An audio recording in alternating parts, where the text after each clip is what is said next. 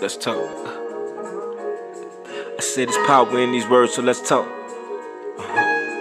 Let's talk. I said there's power in these words, so let's talk. Yeah. Good morning, good afternoon, and good night. If I don't talk to you, a treasure in this message, so I gotta drop a couple jewels. Did it for my people, need some guidance, and they seek it true. Tired of propaganda, and they sick of being lied to. There's power in these words, so let's talk. Yeah. So let's talk. I said there's power in these words, so let's talk.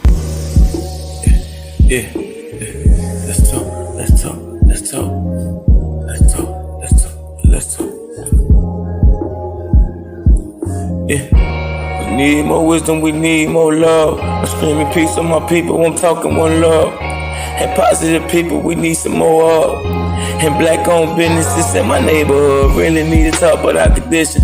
TV and the media is paint strange pictures. If you see a black man, get your gun because these vicious cops been killing us. Why you think it's cop killers die? Major TV and this is brought to you by Major. Like and subscribe to get your notifications. Cause do it without you, need your full participation.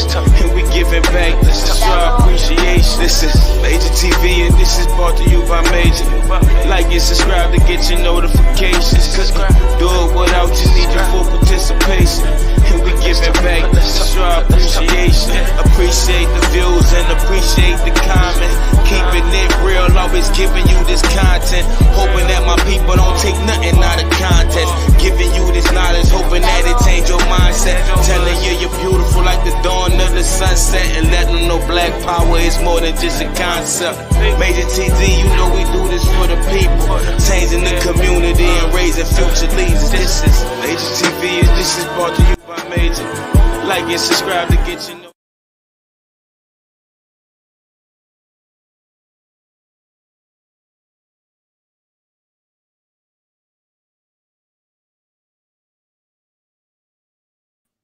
Good day and positive vibration. This is Major.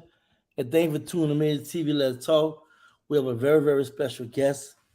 We celebrating Black Fatherhood Month. Shout out to Sister Allegra for finding another beautiful guest that's gonna really rock our world. His brother been doing this thing for a minute. Y'all may have heard of him. Hustle University, Hustler 10 Commandments. His brother's an educator, and I really believe like people like this, we need to shed more light on. We need to talk more about. We need to celebrate. Without further ado, Brother Hotep, how you doing? What's going on, Major? How you doing? I'm beautiful, man. Especially since I got a great father like you in the building. We celebrating Black Fatherhood Month. What's up, man? Talk to us about this. Yeah. Let's talk about celebrating Black Fatherhood Month. We don't talk too much about the fathers, you know. So what's up? Yeah, man. I mean, look, first of all, let me salute to you, Major, for being a voice of our community, for creating this platform to make sure that the messages, the correct messages get out to our people, but then also for you to highlight people in the way that you do. You know what I'm saying? Many years ago, I felt it was important. I created this concept. I called it raising our own heroes. You see what I'm saying? And the whole idea behind raising our own heroes was because all too often we allow the media and bad news to raise up people who we may or may not want to be our heroes, but because bad things happen to them, all of a sudden we are honoring people that, you know, just because of the negative things that occurred to them, as opposed to raising up the voices and the experiences of people that have been doing intentionally great work in our communities and putting their voices and their messages out to the forefront like you're doing. So you are a person that's doing just what I had intended to do many years ago, which is raising our own heroes. You're selecting people to put forth in front of our community to say, you know what, I've identified this person as someone that's doing something great, and I want to be sure that I allow the rest of our community to learn about them too. So thank you for doing what you're doing, Major. I salute you. Well, it's brothers like you that inspire. When I read your bio and you've been educated in the books you wrote, especially the first book you wrote, The Hustler Ten Commandments. I was impressed. I seen you on a YouTube video. A congressman out here in Georgia was giving you praise, and you took over from there with the book. And wow, man, being a CNN hero and so forth more is a lot of accolades you have. But let's talk about your humble beginnings. Tell us a little about you and what have you. okay. So I grew up so I was born in the mid 70s, grew up in the 80s in New York, Long Island in particular, and enjoyed everything that New York had to offer in the 70s and the 80s.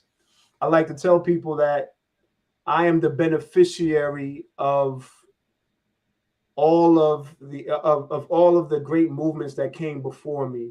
The civil rights movement, you see, and then also the hip hop movement. So you had the civil rights movement, the hip hop movement, all those things, and then also the Black intelligentsia movement. You see what I'm saying? Like the whole idea of being Black, the Black Power movement. So you had, after the civil rights movement, you had this Black Power movement where Black people started making money. Black consciousness started coming to the forefront through hip hop music. And that's why you had people like KRS-One, Chuck D, and Big Daddy Kane, who were the leaders of not only the hip hop culture, but also Black consciousness as well. You know what I'm saying? Like, I thought about, I was playing some music for a friend of mine that I came up with in the 80s. And I said, man, think about this. The singles that we were listening to and all the music videos that we were listening to were songs like Why Is That by KRS-One, You Must Learn, Fight the Power, Rebel Without a Cause, Young, Gifted, and Black. Like, my point is, the Drakes and the future, the futures of today, the Megans, the Stallions, back when I was coming up, they were Queen Latifah, Chuck D, KRS-One, Knowledge Reigns Supremes over. So my point is, I came up in the time, the beneficiary of growing up in a time when the top artists, the number one artists of my generation, were all Black consciousness leaders and activists as well. You see what I'm saying? So I like to consider myself to be a beneficiary of the civil rights movement, the hip hop movement, and the Black intelligentsia and entrepreneurial movements that came before me. And so I like to say I embody the best of all those different things. I like to think that I represent that, and hopefully I represent that Black excellence. In 91, I got the opportunity to attend the illustrious Morehouse College out here in the ATL. So I migrated from New York here to Atlanta and never left ever since, man. It's just been a beautiful thing. So, it was at Atlanta. It was in Atlanta here, and at Morehouse College that I decided that that becoming an educator was what I needed to do, because I felt that level of responsibility. You know what I'm saying? Anybody that remembers Spider-Man comic books, and the movies now remembers, that statement, with great power comes great responsibility. And so I felt very powerful being able to attend Morehouse. I felt very privileged being able to attend Morehouse and being called things like the talented 10th and all those different things. They filled your head your head up with all these different messages and ideas. And the sad truth is, every Black HBCU is centered in the middle of the hood. You see what I'm saying? So, the whole AUC, anytime you step outside of that, in fact, at Morehouse College, there's a gate. You know what I'm saying? You step outside of the gate and walk across the street. It's straight ghetto, hood, poor, you know what I'm saying? Just dilapidated houses and all that. I don't know what it's like now. I haven't been there in a minute, but that's what it was for me. And I saw that not only did I have power, but privilege and responsibility. And I felt the best way that I could contribute was through education.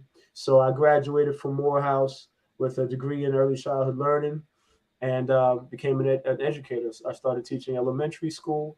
I've been an elementary school teacher for 15 years. I spent 10 years teaching fifth grade and 5 years teaching kindergarten. And I tell people all the time, it was kindergarten that I enjoyed the most, man. I enjoyed teaching kindergarten.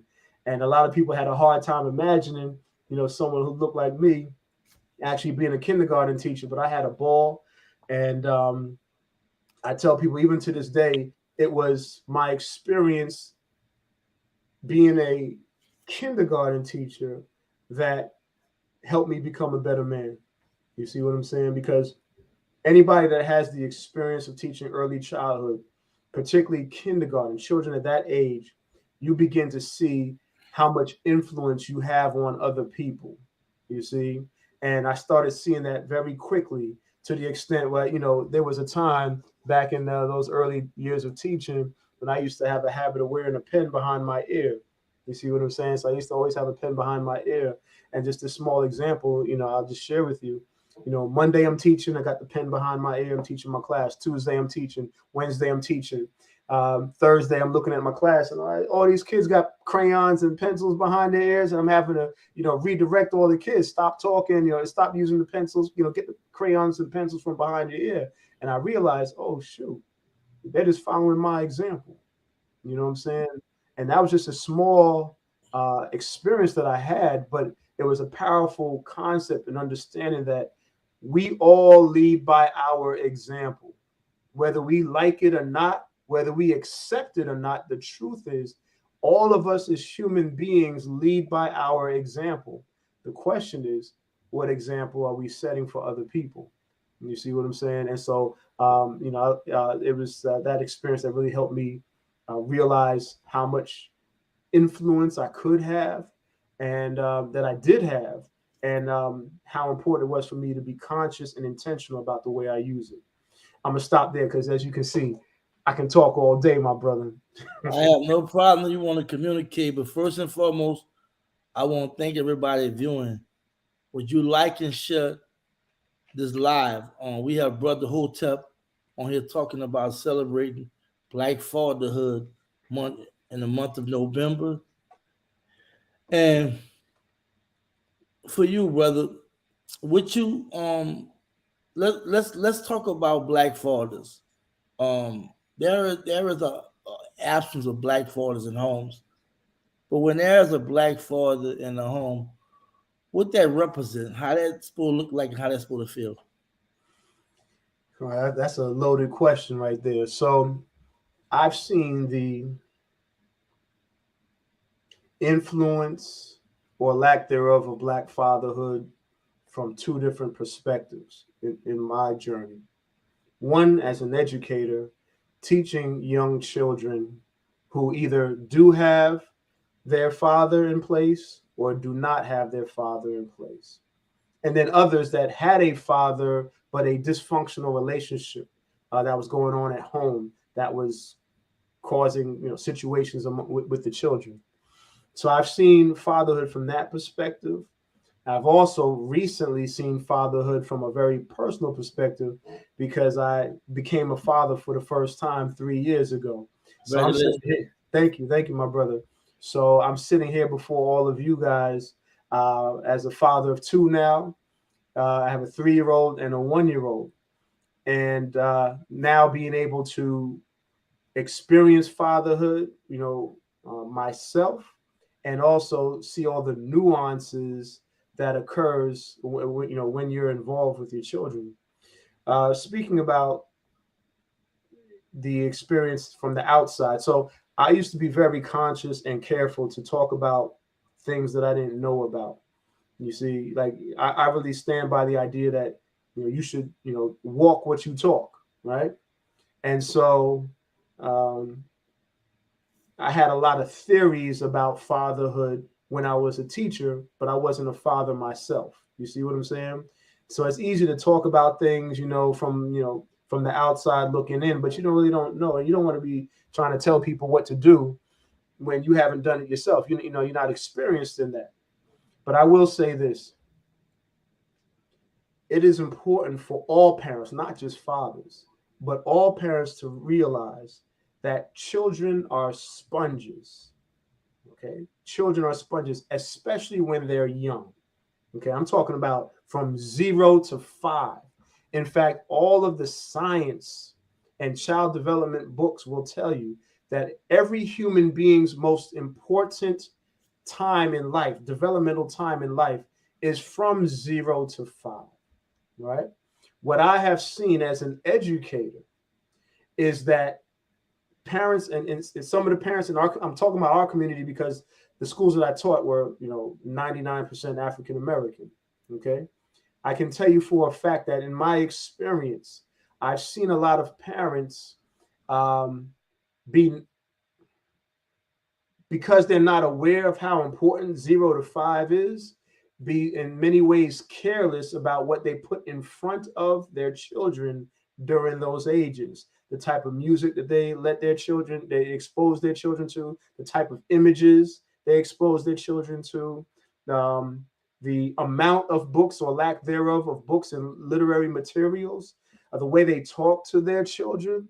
I find a lot of parents did not have the understanding of how important it was to put nurturing and beautiful and affirming and positive things in front of their children during that age group, and typically tend to wait until their children get to school at 5 to start doing all of that work, when they ended up missing a lot of the opportunities. So you're doing a lot of catch up when you miss out on that. So then you add on fathers to the mix. And I'll just say this, man. As a father today, no one can tell me otherwise how important it is for a man to be present and to be present, available, and involved in their child's development. From 0 to 5, even prenatal, right? Before the child is born. You know what I'm saying? I cannot, and that's why I'm on this mission. My mission now moving forward, even though people know me from Hustle University, the Hustler's 10 Commandments and all that, the next chapter, the final chapter of my life is going to be committed to the idea and helping build strong children. In fact, that's my mission right now, moving forward, building strong children. Because as Frederick Douglass said, it's easier to build strong children than to repair broken men and women. And I'm tired of seeing the brokenness. Go ahead, big brother. I'll get to the specifics in a moment. All right, right, man. Look, do your thing. I told you that I'm admiring how you're conveying a very important message in our community. This is a pro-Black channel, but anybody can receive any information from anywhere, right? But I do focus on our community.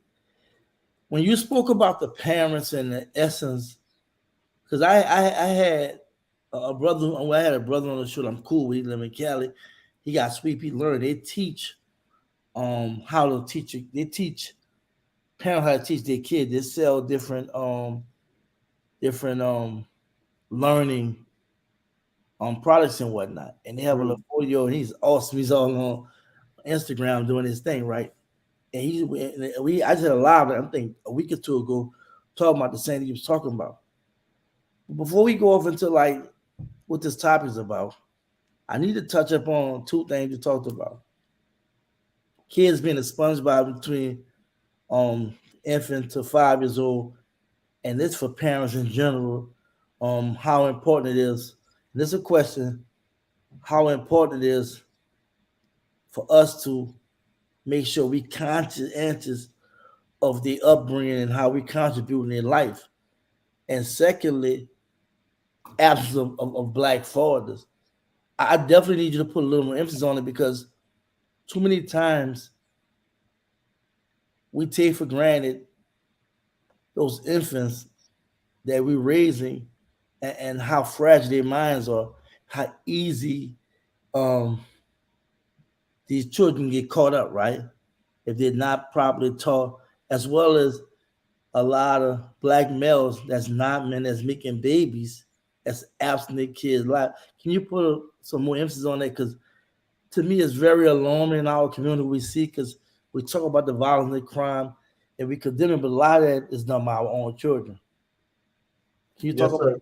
Yes, sir. So I'll go back to the sponge point, because I didn't elaborate on that. So when I'm speaking of a sponge, right, a sponge will soak up any liquid, right, that's presented to it.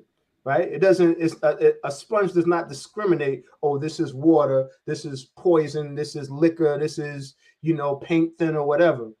That's children, our children. When our children are born to this planet, I'm talking about 6 months, they are soaking up everything around them from all of their senses, from the touch to the sight to the smell to the taste to what they're hearing. They're soaking it all up for better and for worse.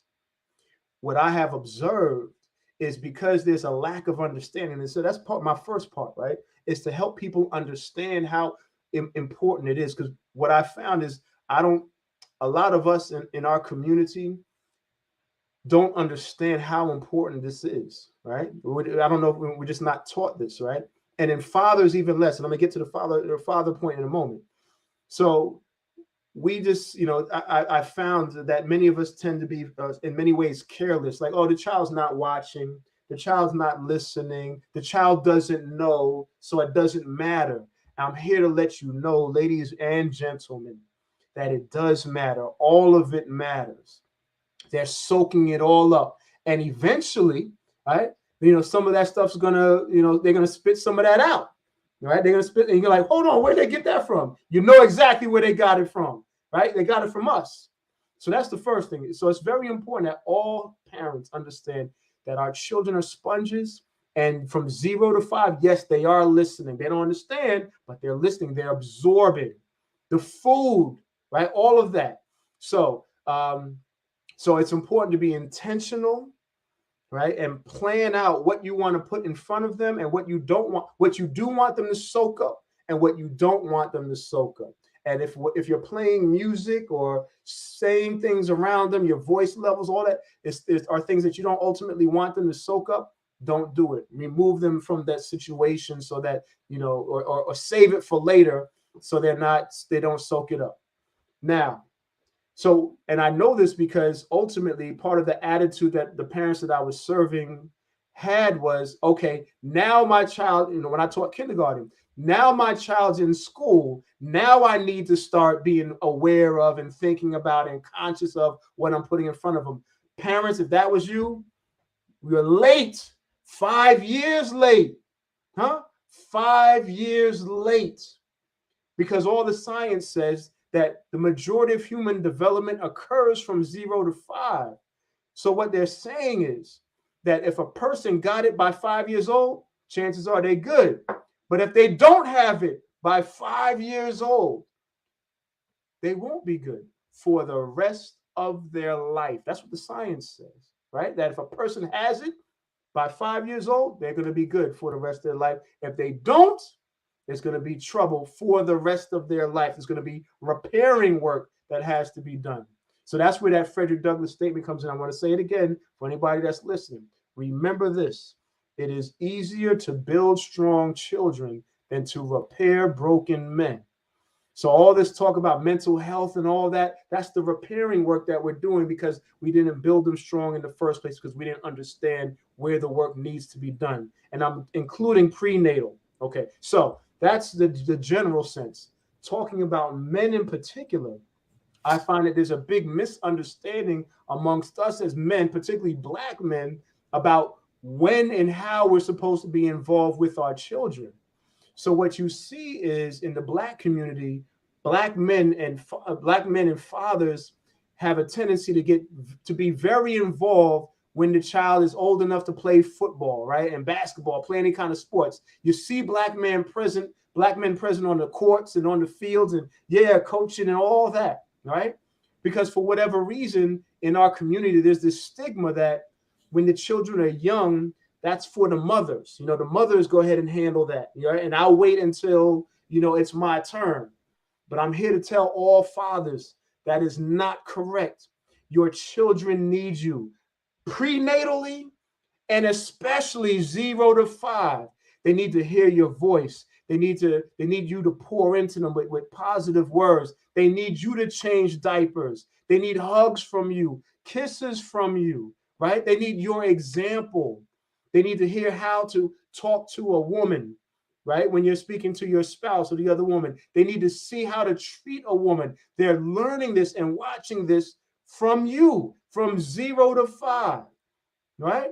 And so if we're not intentional about what we're doing then, and if we're absent, then our children have no idea, and they're left to, right, having to watch TV and learn it from TV and music. And that's the last thing you want. That's the last source of information you want your children to be exposed to. You don't want them to get it from, and I'm not even talking about the kids show. No, I'm including the kids shows. Like, of course, we don't want them to be watching the reality TV and all that. But you know what? That's a lot of what was playing in our households anyway in front of our 3-year-olds right now. But I'm also here to say that you got to be careful of what they're watching on Disney. What? Nickelodeon. They got horrible examples for our children to be watching, to learn how to, what it is to be a young boy or what it is to be a young girl. You don't want Disney raising your children. You don't want Nickelodeon doing it. I'm sorry. Go ahead, big brother. I want to thank everybody again for viewing. We have Brother Hotep on here. We're talking about celebrating Black Fatherhood Month. Would y'all like this video and share it? This is a very strong conversation. We really haven't gotten into the topic itself.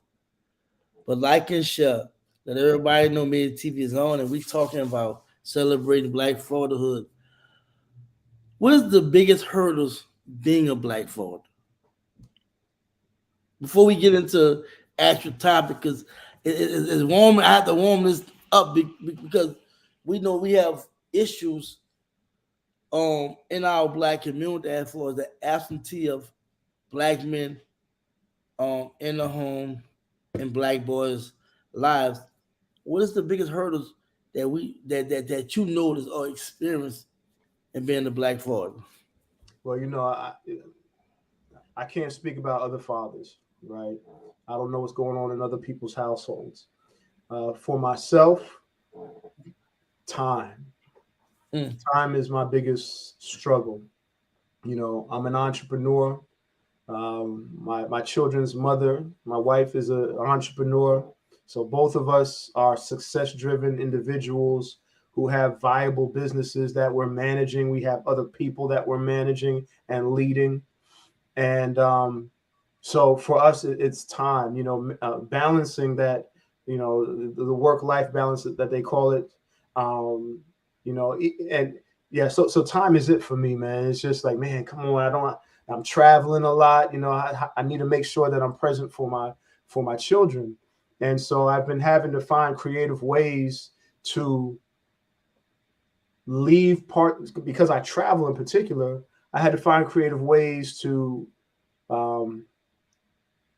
engage my children in my absence.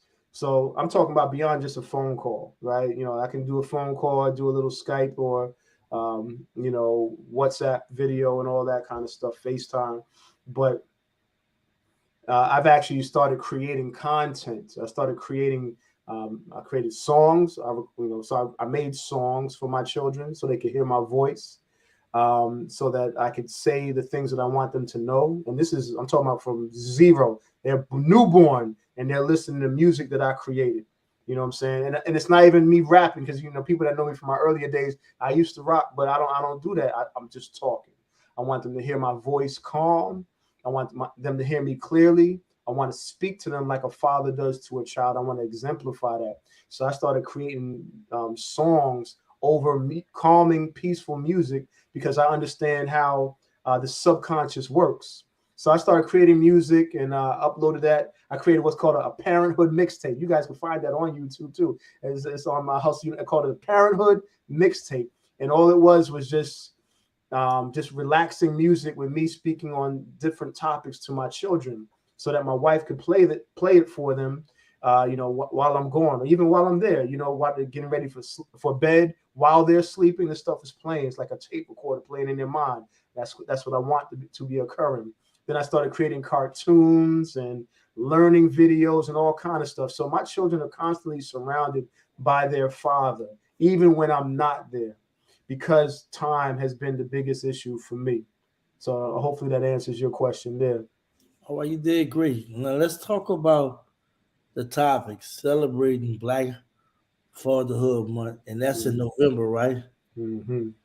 When did this start? Did something just started now? Been going on, and let's talk about Black Fatherhood and celebrating. Yeah, I didn't even know November was Black Fatherhood Month. You know what I'm saying? Yeah. Um, yeah, I didn't even know that. And it's good to How know long has it because, been around? huh? How long has it been in existence? Big brother, I don't even know. All I, right. I don't know, how long it's been around. It's actually it's like it's new to me, but I'm glad that it's here because I want to celebrate Black Fatherhood 365 the same way we celebrate Black History. You see, um, but Black Fatherhood is something that's that I've taken on the take it or decided to take this topic and issue on head on, and not just Black Fatherhood. My mission is to advocate for early childhood fatherhood involvement, in particular, early childhood. I'm talking again 0 to 5, because again, we see men, even as a teacher, right? How many black male kindergarten teachers have you even seen or met before? You see what I'm saying? We're such a rarity, right? How many black male early childhood, elementary school teachers do you see? So few, right? So there's this stigma in our community where men tend not to, particularly masculine men, if you will, tend to stay away from our children in the early years, thinking that that's more of a feminine thing or the role of the woman to be involved. And I'm here to represent, right, black manhood, black masculinity, to let the brothers know it's cool and necessary that you be involved in your children's life early, not after they can throw the ball and kick, and shoot. You see what I'm saying? So that's my personal mission. So celebrating Black Fatherhood Month or year, it doesn't matter to me. I'm celebrating 365. You know what I'm saying? Because it's just that important. And I hope that my example inspires and motivates other black men to get out there. And I have to say, even in my own family, man, we have this stigma. Because I spoke to one of my family members, and he told me how he can count on one hand how many times he changed one of his children's diapers. And I said, man, that ain't cool, man. It was like, that's, he was laughing about it. I said, man, that ain't cool, man. Like, nah, get in there. You know what I'm saying? Get in there. And I can tell you for a fact, man, like, to hear my children, again, I have a 1-year-old, to hear him call for me, to hear him say my name, to see how he treats me and his mother differently, just because, because he recognizes that I'm different from his mother somehow. His the relationship we have is different than the relationship he has with his mother. The only thing I think about is, man, what if I wasn't here? How would my child be developing right now if I wasn't here to be that balance for him? You see what I'm saying? Who would he call daddy? You know what I'm saying? What would that person be like for him? What kind of example would they set for him? I just can't allow that to be happening haphazardly, and I cannot see that for anyone in our community. So if I can make a difference, if I can say something that's going to educate, motivate, inspire someone to get in the game, you know what I'm saying? Even a black man that's not even a father yet, just to be more intentional about, your plan for having children. That's what I want to be, my brother. That's the legacy I want to leave. Well, when talking about celebrating Black fathers, we're talking about people who are in their children's life, and not every once in a while, every so often, but they're from, and I don't want to say day one, because some people do start last, right? I mean, start late, I mean. But we're talking about people that's just in their children's life, being a father, whether providing, whether communicating with them, doing things with them, showing them about life, etc., etc., etc. We're recognizing those who are actually active in their children's life, right? Yes, sir. Yes, sir. So that's why I want you to Go ahead. No, go ahead. Go ahead. That's what I was finished. Oh, okay. Yes. So in the celebration side of things. So let's not continue talking about just the problems, right? Because Right. ultimately, what we want to do is celebrate. You Right. know, the truth of the matter is, uh, black fathers do exist. Black fathers are here. There's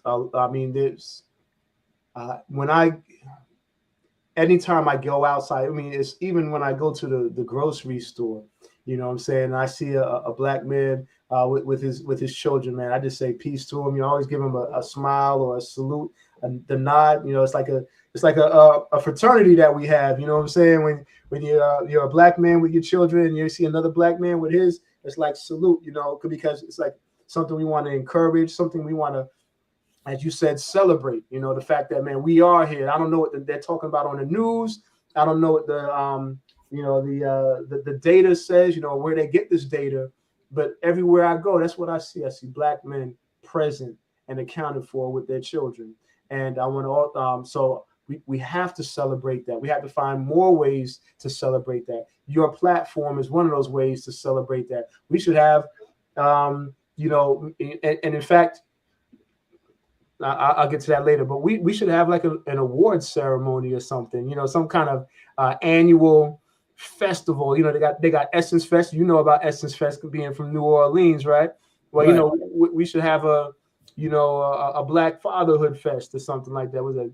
Yeah, the BFF, right? Black Fatherhood Fest, and and celebrate what black men are doing with their children. Black men from all walks of life. You see what I'm saying? In particular. Um, Men that can mentor other fathers, men that are yet to be fathers, and also be fathers to the fatherless. You see what I'm saying? So all these things are important, and I want to shout out all the black fathers out there, all the men that are out there taking on their responsibility and taking on responsibilities that aren't even their responsibility. You know what I'm saying? Shouldering, as Gangstar said, who's going to take the weight? We can't wait for someone to come take care of it for us. You're mad about other people, adopting our children. Well, you need to salute them too. You know what I'm saying? Because who's going to take the weight? So if you out there taking the weight, salute to you. Adopting children, right? Mentoring people like you, Major, who's scooping the young boys off the street and coaching them, mentoring them, showing them how to, balance checkbooks or, operate differently. You know what I'm saying? Like all of this is fatherhood. You see what I'm saying? Not just the contributing a sperm to an egg. You see? So now all that needs to be celebrated. And we need to find more ways. So I mentioned the BFF, the Black Fatherhood Festival. That's just what I'm throwing out for you guys right now. You know what I'm saying? But it's something, and I see people on social media doing it in small ways. But it's something that should be done throughout the year and not just a month, just like we do with Black History. So yes, sir. I mean, I'm feeling good hearing you say that, man. And I gotta second that by shout out and salute to all the black fathers out there and men that's doing it big in their family and reference to being a great father, being a great man, and really doing their part. Because, like you said, I don't know why they don't put emphasis on it. The media definitely is hush hush when they come out and talk about black responsible men and households. Because I got a couple of friends, Revolutionary too, said when his children mother died, passed away, he had no problem raising his daughter. I have a friend of mine, he raised his son, and his mom had his son mom died. He raised his son brought him to college and everything, And there are a lot of black men out here like that, but we not recognized. So definitely not just the month of November, the whole 365. We should celebrate our own that's doing big things in their home and stuff like that. But Yes. let's expound on it just a little more about the celebrating part. And the reason why I'm saying that because sometimes we get a bad rap because of what we have, what black males have done to women and what have you. They throw their two cents and let me know. And some people be saying, "Oh, these black men, no black women, and these men out here, this, that, and other." And they give us a bad rap. But let's talk about that and put a spin to it because there are a lot of black men out here doing their part that don't get the credit. Yes, sir. But they put the basket with the bad on fruit. You know what I'm saying? Yeah, yeah. They talking about everybody. That's why, like I said, what you're doing is so important. You know, creating our own networks, our own platforms. I recently got a chance to get involved with one called Black Education Station. I'm not sure if you're familiar with it, but yeah, you can check it out. Black Education Station is a television network. It's just like Netflix and Disney, but it's black owned.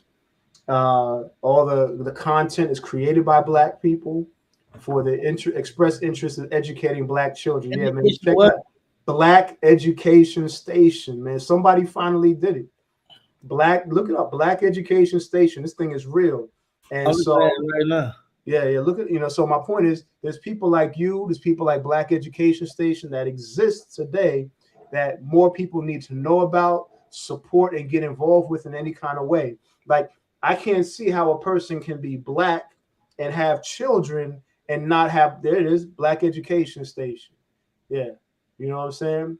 It's literally a television network. Just like you see, it looks just like Netflix. Go to browse. Let me play the trailer 1 second. Let me see how the trailer sound, bro. All right. 1 second.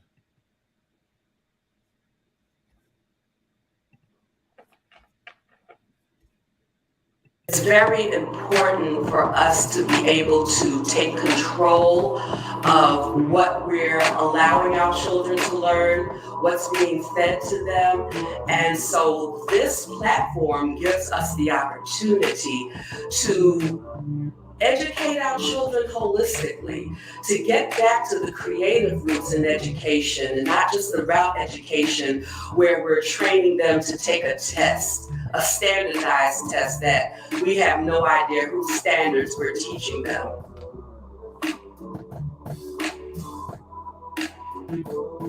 Our education system is based upon the Prussian education system, which basically was just designed to create slaves, to create people who don't know how to think for themselves. So if you couple that with critical race theory and the fact that there are certain things that the powers that be don't want our children to know and to learn, it is crucial for us to step up and to step in so that we can ensure that our children are getting the education that they need. It's going to blow up. It's going to be phenomenal. And I just can't wait to see what is in store. This right here is major. It is glorious. And I am so honored to be a part of it. Wow, brother. All right. Cool. Yeah, you know what I'm saying? So, yeah, like, so like when they actually, so that's what you see on my shirt. It says Hustle Brother #1, Black Education Station. That network, the founders of the network tapped me on the shoulder to help make sure that the content on their network was appropriate, official and appropriate for our young black minds and eyes. Mm-hmm. And so, as I told you, I already had my own content. The Hustle Brothers series is some of my content. You saw that on the trailer. So the fact that I'm an educator, the fact that I'm also a content creator, and the fact that, man, you telling me there's a Black Education Station ready to compete with Disney and Netflix, now I gotta be a part of that. You understand? So, it was a no-brainer for me. And, my point is, people like you, people like them are out here doing the good work. And it's important that people recognize it and support it every way they can. Because as I said before, the highest form of leadership is leading by example. We all lead by our example. And the truth of the matter is we can no longer sit back and wait for other people to do for us that which we can and should do for ourselves. So I'm not part of no conversation with any. You will never hear me be a part of a conversation with someone talking about, oh, well, the powers that be, they do this and they do that. And no, you don't hear that from me. Yeah, that's what they do. Yeah, they do that. So what you gonna do about it is my question, right? I don't get mad. I get busy. You see what I'm saying? People know my pedigree. So I don't sit around complaining about the white man or the government or the police. You don't see that. You know what I'm saying? Because yes, evil exists, racism exists. People got that. And I don't know about this camera here. I'm sorry about that. Let me get this camera right. Yeah. But I recognize, evil exists, racism exists, all that, and it ain't going nowhere. There's evil people out there, and people ain't gotta like you and me. You know what I'm saying? Yeah, there's people out there that don't like you and don't like me for simple reasons, for no real reason. I don't know about this camera here. I'm sorry about this. Let me see if I get this thing working here. Pardon me, people. I don't know what's happening. But anyway, you got me talking now for real. So my point is, we cannot, should not ever position ourselves in a way where we're complaining and waiting for other people to do things for us. Because chances are, if they've been oppressing us, if they've been doing wrong by us for so long, what makes you think that things are going to change today or tomorrow? People are who they are. They're going to do what they do. So the question is, what are you going to do about it in response to it? And so that's why I salute people like you. That's why I'm an entrepreneur, right? Because I believe entrepreneurship is the key to freedom for all people. It's either ownership or slaveship, right? You got ownership or you got slaveship. So, I'm on that ownership, and I hope more of us get on that ownership, take ownership for our lives, our responsibilities, like our children, and the fact that if there's a narrative out there that says there aren't enough black men or black men ain't doing what they're doing, change the narrative. Become a narrator, become a writer, become an influencer and put out a different story. Direct a film, write a book, produce a magazine, do a documentary. And if you can't do that, then contribute to the ones that do exist, like Major TV and Black Education Station, like I mentioned earlier. And speaking about Black fathers, do you think Black fathers are recognized overall in the Black community as far as the positive example image that they show?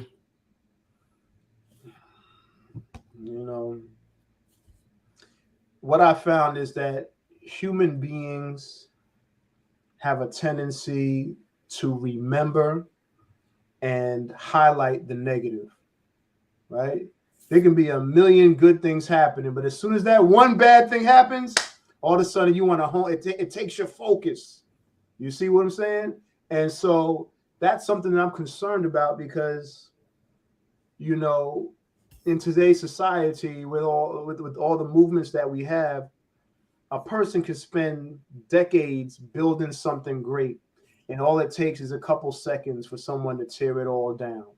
You see? And I think we have to be careful about how we allow that to happen. You know what I'm saying? All of us are human beings.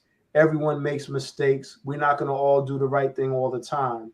But when you balance a person's legacy and life, it's important not to allow a few things, to negate the millions, the history of work that they do. You know what I'm saying? So to answer your question, no, I don't think the positive in our community is highlighted enough, because we're too focused and too focused on the negative things. Negativity sells. Negativity gets eyeballs and likes and views. So until people start being more conscious of where they focus their attention and where they place their energy, it'll always be like that, big brother. It'll always be like that. And so, again, that's why I will always take the time to salute people that are on the other side of that coin, that recognize how important it is to raise our own heroes like you do, right? Or highlight the positive in the time of negativity. Why everybody, when it comes to the NBA right now, all people can talk about is Kyrie Irving right now. You see what I'm saying? Like, there's a lot of other things going on with a whole lot of other people. Black men. We were talking about black men. There's a whole lot of other things going on in the NBA right now with some of those black men who are doing amazing things, starting schools, writing books, adopting children, raising them. There's so many other stories we can tell and talk about, but everybody want to talk about Kyrie Irving and what he's doing or not doing. You see, it's sensationalism, and we get caught up into it, and no one's bold enough to shut it down, right? If you wanted them talking heads, shut it down. You know, hey, I'm tired of talking about Kyrie. I've been talking about Kyrie all day. Next, let me tell you about this gentleman over here who just built a school. Let me tell you about what so-and-so did over here to donate to this movement. You see what I'm saying? It requires people to be conscious and bold enough to change the narrative anytime someone likes to spit that negativity. Well, how you feel about the paradox in our community where we talk about we need black fathers, we talk about we need this, that, another, and then when you look around, we highlight a lot of BS. Because seems like that's a contradiction. Like, you know, we talk about everything we need, you know, but and another thing is I noticed that we don't even invest in our community properly. You know what I'm saying? You know, properly. You got regular entrepreneurs like you and I, but then talking about you have people that's coming from neighborhoods that became millionaires that don't even think about, you know, investing in it. But I know it's a loaded question, but I just noticed that we always talk we need and what we lacking, but we don't recognize what we already have and how that's growing, and we don't contribute and whatnot. And I know I'm going on a rabbit hole speaking, and I don't want to sound like I'm sounding negative about it. I'm just saying this. We got to talk about it, and you know, look, I'm going to turn it around. Anytime you do that, I'm going to turn it around. And so again, you're right. People do that, and that's why I'm very careful with my language to make sure that I represent and I exemplify the things that I believe. Right? I told you earlier, I walk what I talk. You see what I'm saying? In our community, you have too many people that just like to talk. You understand? But they don't like to walk it. People like me, you know, I get irritated with that because all I hear is people talking. Oh, what you doing about it? I hear you. I hear you. But there's a difference between what you say and what you show, right? There's a difference between what you're saying and what you're showing. So stop talking and let's do more walking. Right? Let's stop the talking. So that's the reason why I stopped. You know what? This is my first interview in almost a decade, right? I got out of the media, you know, to stop doing interviews and such because, you know, I just felt like I was one of those people that was just doing a whole lot of talking. I decided, and this is not even 10, this is about 15 years ago, I decided I was going to stop the talking and just let my actions speak for me. So, you know, today, now, you know, even though I am getting back on, you know, the soapbox, if you will, in a different way, people can check my pedigree. You know what I'm saying? My actions have spoken for the last decade plus. You understand? So no one can tell, you know, say, I don't want to get to the challenging part of it. You understand? But my point is this. I walk it each and every day, right? I'm a builder. I've been spending my time building, right? And so although I haven't been out there, you know, being a mouthpiece, talking about all the issues that happen in our community, my work shows for itself that I've been active in contributing to the positive, the positive development and forward progress of our community. And I would hope that more people start to see their own innate and divine power. Part of it is what you said earlier, that some of us feel so powerless that the only thing we can do is talk, right? That's good. The reason why some of us, that's all we do is because that's all we feel like we have the power to do. And I'm here to say again, that's why I'm glad to be able to do this. And I'm grateful to you that every one of us has power beyond what many of us know, right? Instead of waiting for Superman, who's not coming, right? Superman ain't coming. Black Messiah, huh? Right? Instead of waiting for Superman, we need to start utilizing and recognizing our own divine and innate superpowers. So that's what people like you are doing. People like I are doing. People that run Black Education Station are doing. They say, you know what? Yeah, there are forces out there against us, but I'm powerful too. I got power just like any other human being. And it's time now that I stop allowing people to confuse and distract me from my own power and start utilizing it. Let me stop the talking and start the walking. And when more of us do that, awaken our true divine power and start putting in the work, man, we can change this thing around overnight. I'll say that again. We can change this thing here overnight, but it requires us to recognize and utilize our innate and divine power. And so I'm hoping that I can be a part of that awakening for people, starting with the position of building strong children. And I do that because I know from my personal experience being a coach and mentor to adults that it is easier to build them strong than repair when it's broken. And I'm tired of seeing the brokenness, man. You see what I'm saying? I'm tired of the brokenness and the brokenness in our community. So instead of focusing my energy on the adults, I decided, you know what? Let me see what I can do to contribute to the building of strong children. One, because it's easier and it's a more effective approach to building and rebuilding our community, any community. Powerful, man. I mean, hey, I want to thank everybody tuning in. We got Brother Hotep in the building. We celebrated Black Fatherhood Month. Shout out to all the fathers out there that's just doing their part, raising their children, being effective in the home, and just doing their part. You say so much, man, and I really don't want to really get into a lot of things you said because it was just, I mean, you was knocking the ball out the park. I'm really impressed with how you articulated that. But what I really want to talk about is the fact that it's true we do a lot of talking. I was at a crossroad with my channel. I was really in my channel because I was doing a lot of talking. And, you know, when people don't know nothing about you, they just think you're just talking. But behind the scenes, you're really doing something. But to them, they can't see it. Mm-hmm. And we do sometimes play the victim role and rely on it, even though we be right in actually analyzing and talking about it. But when we drop the ball at, we don't try to do nothing about it. We don't know how to address it with some kind of real action plan that would have you.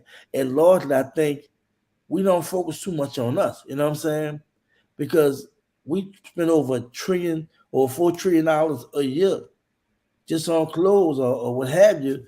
About, I don't know, so many billions. But my point is, I think we was apply what you was talking about, doing something as opposed to just talking about it, it'd be so different. But I strongly believe because of capitalism, it destroys any real movement when people go to living them lavish lives, go to, you know, and overly indulgent, and for you know, you gotta pay for that big old home. You gotta pay for all them cars and stuff, you know what I'm saying? And I feel like people go to getting off on the fact that they know something, or there are so many people following them, and it's really just going straight to the head that they have lost the message of what they really was trying to do. And I feel like with some of our people that even recognize the community, I feel like they settled. They got to like a certain plateau where, you know, you can say, well, damn, this brother or sister did such and such, or refuse to go all the way, or do some kind of turn, you know what I'm saying? Someone go down another land, you be like, damn, you know. So for me, what I'm trying to say is, I do agree we have to be about it and not talk about it. And that's why I slowed down putting out a lot of content, because, you know, I was looking at things I could do. And like when you talked behind the scenes, some people know about my work, you know, and what I've done. But overall, you know, I just feel like if it was more of us just on that level, whereas, man, let's get the job done, let's set goals, and let's get this knocked out. I think, like you said, overnight it could happen, and we can really innately, inherently, you know, bring out that genius. You know what I'm saying? Yes, sir. You know, yeah. So with that, I'm going to go. Yeah. So what you were talking about earlier is so true. You know, people not recognizing their own power, and what it's called is a psychological term known as learned helplessness. I want you and everyone listening to remember this term, learned helplessness. So learned helplessness occurs when people experience and see things and start to believe things in such a way that they start to give up on trying to change things because they feel like, it is what it is and there's nothing I can do about it. And that narrative is reinforced to them in several different ways. One of the ways we buy into that, one of the ways that Black people learn helplessness is this idea that, and I used to hear this when I was in college, oh, I'm Black, so I can't be a racist. That ain't true. This is what we used to say, right, out of our own mouths. I'm Black. Black people can't be racist. No, they would say Black people don't have the power to be racist. That is absolutely not true, you see? But when many of us believe that idea, it automatically then starts to settle in the idea that, you know what, I don't have power, I'm powerless, and therefore I have to, hope that the racist people in the world change things so that I can be a better person or a more full person.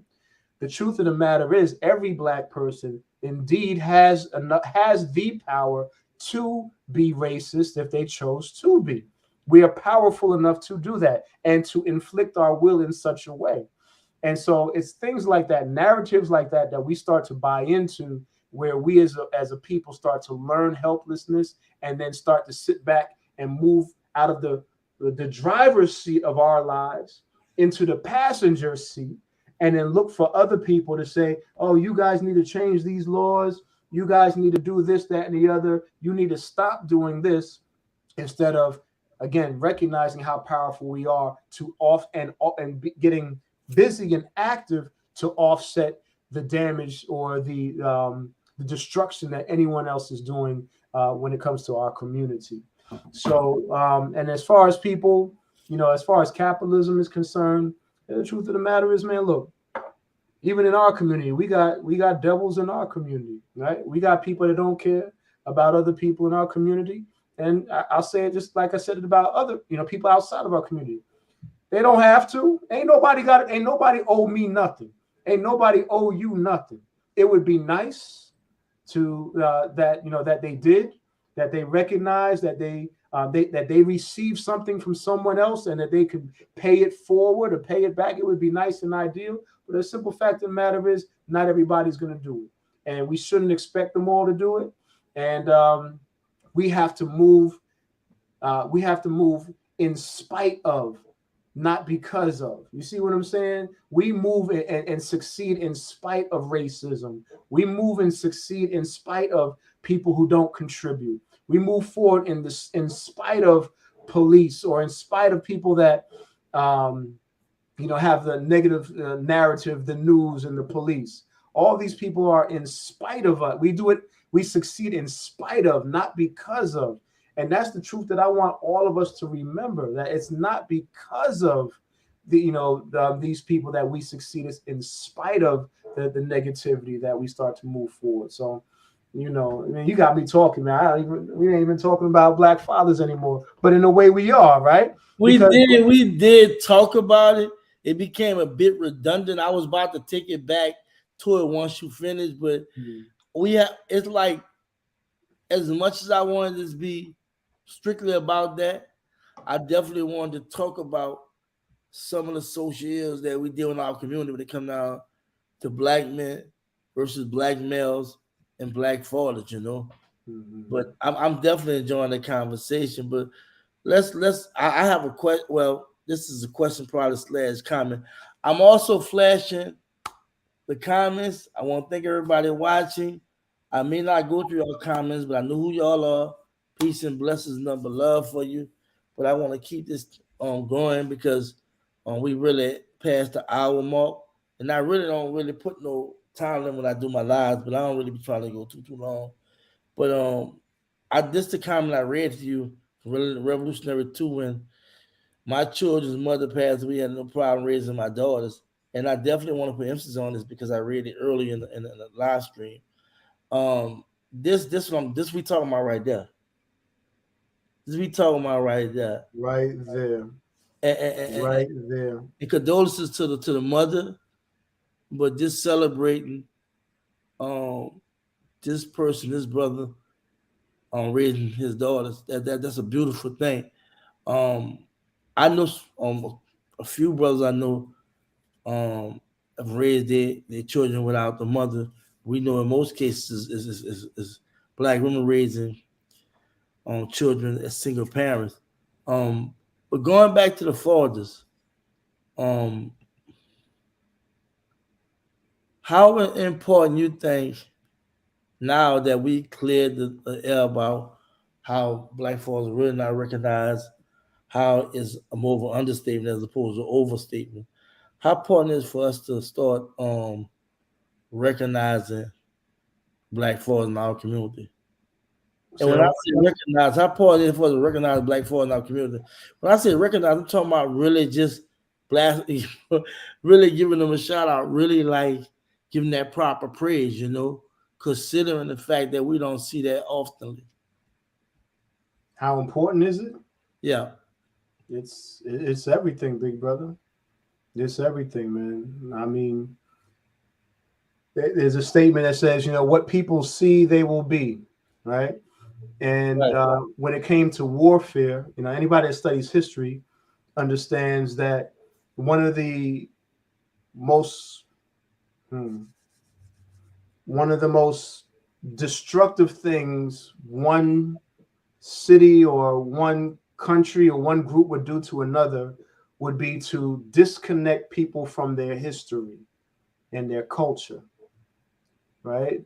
Because when you disconnect people from their roots, it's hard for a tree can't grow, a person can't develop.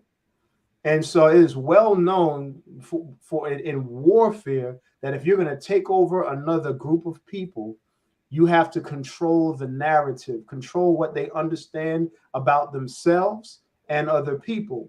And when you control that well and diminish their history and culture, diminish how they feel about themselves, man, you can win for hundreds of years, right? Centuries, thousands of years, as long as you control that narrative. And so that's why it's important that, again, that's why it's everything, big brother, controlling the narrative. And that's why I salute Major TV. I'm gonna keep shouting out Black Education Station because, as a father myself of two young children, being able to allow my children to watch that network is just, man, it brings tears to my eyes every time I think about it. Where, I asked my sons what they want to watch, and my oldest, he said, I want to watch Black Education Station, right? He didn't say Disney, he didn't say YouTube, you know what I'm saying? Because, and I'll be honest, I watched YouTube earlier today, and we're watching something, and guess what pops on? A commercial for one of the politicians, and they're talking about Herschel Walker shooting his wife or wanting to shoot. And that my son is having to be exposed to that. You see what I'm saying? I can't allow that to happen. So we had to shut down YouTube real fast because we don't have no ads on Black Education Station. So I wanted to make sure, anyway. So anyway, it's everything, controlling the narrative.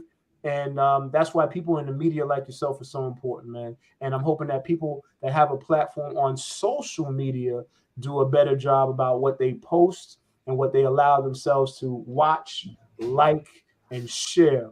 Right? Stop sharing that nonsense. Yeah, stuff happens out there. You ain't got to share that, right? I'm watching some of these people. They have a platform, and they use their platform to share negativity over and over again. You know what I'm saying? Now, does it exist? Yes. But is it important to keep sharing those types of things? I think it's equally important to share the positive, if not more important, because we're trying to right the wrong and shift the balance, if you will. I'm gonna stop talking. Go ahead, Major, talk to me. Well, look, I want to thank you, brother, for coming on the show. Brother Hotep, salute. Did a Thank you. great job, man. Salute and shout out to all the fathers out there. If y'all know fathers out there, shout out to them. Let them know it's Black Fatherhood Month.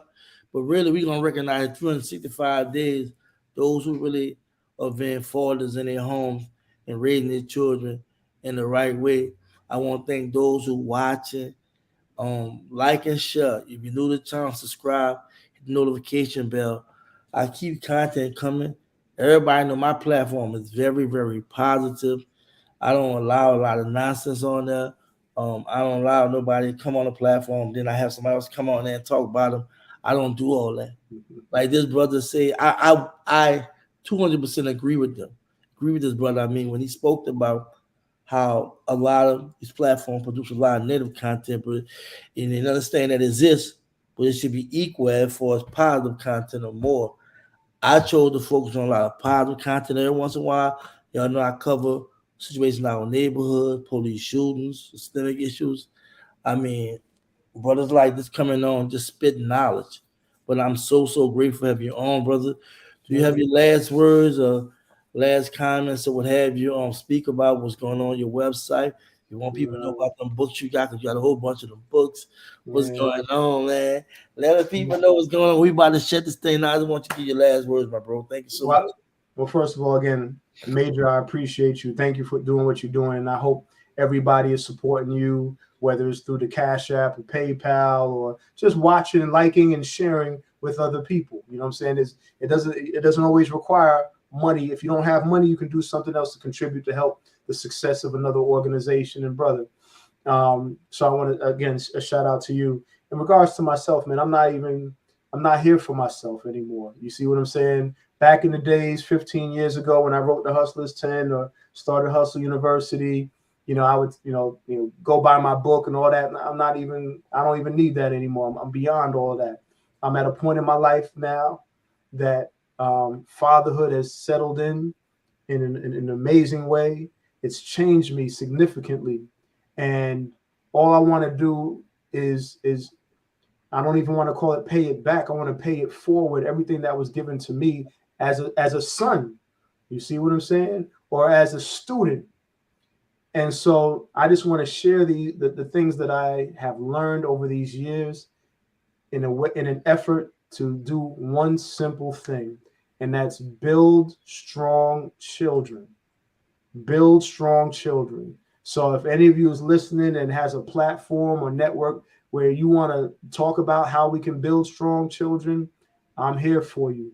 You know what I'm saying? If you have a conference or venue where you want me, just want me to come and talk about it, I'm here for you. You know what I'm saying? That's what all I want to do is share what I know about what it takes to build strong children so we can stop having to repair the brokenness amongst our adults in our community. My name is Hotep. I'm president and founder of the illustrious Hustle University. As you see on my shirt, Hustle Brother #1. And I'm honored to be a part of this conversation. Thank you so much, Major. Thank you again. And salute to all the Black fathers out there. We celebrate you. Real talk. Thank you again, man. Real talk. Give you applause. Man, you did a great job. We need brothers like you in the community. I got your number now. I maybe hit you up again come on a platform with me. You might go put some boots on the ground out there. I definitely want to pick your brand network, because that's the real reason why I started this channel, the network, and build with our people, not just do videos and whatnot, but actually try to have meetings of mind and really try to do something. Because like you said, we do talk too much. And I said, like, we talk too much. We got to put boots on the ground and do our part. But thank you, bro. I love for you, man. Stay focused out there. Keep doing what you're doing. For everybody out there, y'all know what I say. Y'all know what I say. Y'all be strong, be safe, and just be you. Peace. Let's talk. Yeah. Doing it from the heart, cause that's the only way of doing it. Giving the proof of thought, cause these Jews are real jewelry. Remember we used to march for peace. The days Dr. King, remember we would walk the streets showing our unity. Yeah, strength in numbers, we need to talk among us. We need to show more love and be more supportive. Product of my environment, something wrong with the soil. Soldier with no platoon, cause every day it's a war. Doing it from the heart, cause that's the only way of doing it. Giving the proof of thought, cause these Jews are real jewelry. Remember we used to march for peace. The days Dr. King, remember we would walk the streets showing our unity. Doing it from the heart, cause that's the only way of doing it. Giving them food for thought, cause these Jews are real jewelry. Remember we used to march for peace. The days Dr. King, remember we would walk the streets showing our unity. I ain't saying that it gotta happen overnight, but we gotta make a change to preserve life, serve a greater purpose, and start with you and I. Gotta plant seeds of hope deep in your mind, and let it grow to something you never thought it would, and give back all the blessings to the neighborhood, just the way you should. The only way to do it. This is major TV music, black media. Doing it from the heart, cause that's the only way of doing it. Giving them food for thought, cause these Jews are real jewelry. Remember we used to march for peace, the days of Dr. King. Remember we would walk the streets showing our unity. Doing it from the heart, cause that's the only way of doing it. Giving them food for thought, cause these Jews are real jewelry. Remember we used to march for peace, the days of Dr. King. Remember we would walk the streets showing our unity. The Negro is still languished in the corners of American society and finds himself in exile in his own land. So we've come here today to dramatize a shameful condition. In a sense, we've come to our nation's capital to cash a check. When the architects of our republic wrote the magnificent words of the Constitution and the Declaration of Independence, they were signing a promissory note to which every American was to fall heir. This note was a promise that all men, yes, black men as well as white men, would be guaranteed the unalienable rights of life, liberty, and the pursuit of happiness. It is obvious today that America has defaulted on this promissory note insofar